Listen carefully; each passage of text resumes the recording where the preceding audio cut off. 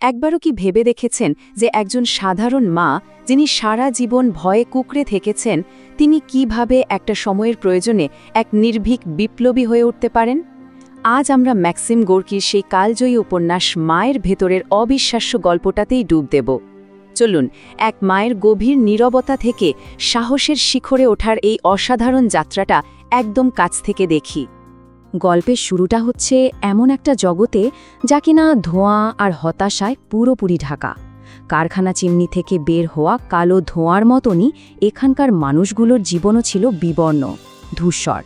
আর এই রকমই এক বিষণ্ণ পরিবেশে বাস করতেন আমাদের গল্পের মূল চরিত্র পেলাগিয়া নীলশোভা, যাকে আমরা চিনব মা নামে। তার জীবনটা ছিল ভয় আর নীরবতার এক চলমান ছবি।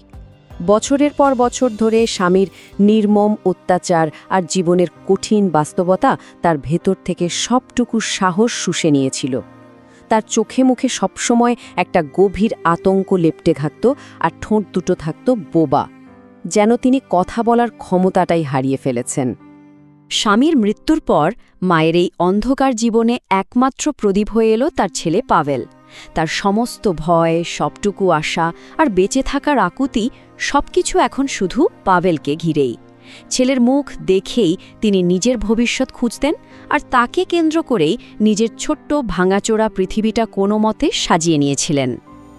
কিন্তু মা তখনও জানতেন না তার এই আদরের ছেলেই তার শান্ত ভীরু পৃথিবীতে এক বিরাট ঝড় নিয়ে আসতে চলেছে।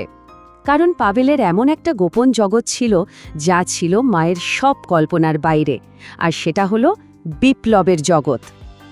একবার ভাবুন তো, দুটো একেবারে ভিন্ন পৃথিবীর সংঘাত। একদিকে মায়ের জগৎ, যার টিকে আছে ভয়, নীরবতা আর সব কিছু মুখ বুঝে সহ্য করার উপর, আর অন্যদিকে তার ছেলের জগৎ, যা স্বপ্ন দেখে আশা, বিদ্রোহ আর ন্যায়ের।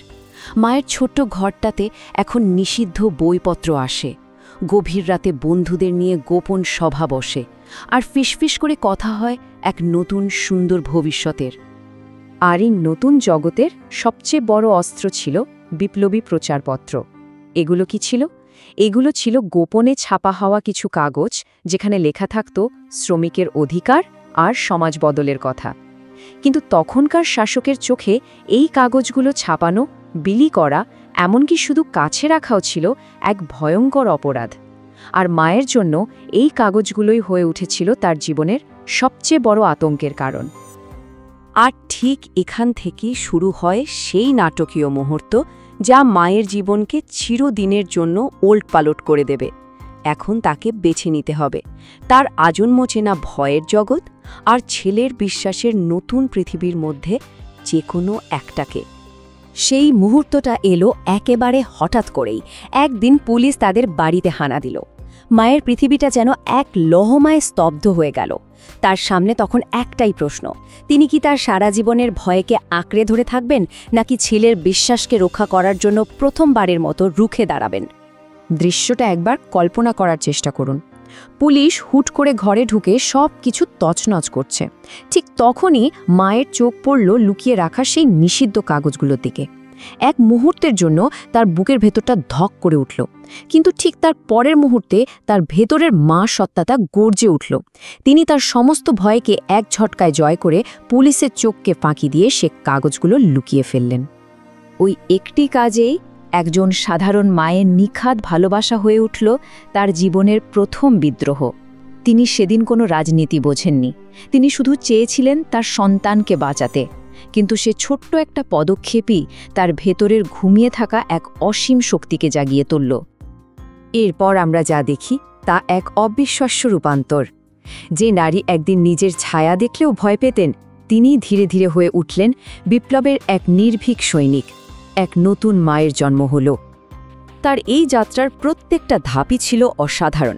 প্রথমে ভয়কে জয় করে প্রচারপত্র লুকানো, তারপর আরও সাহস সঞ্চয় করে কারখানার শ্রমিকদের কাছে গোপনে সেই কাগজ পৌঁছে দেওয়া।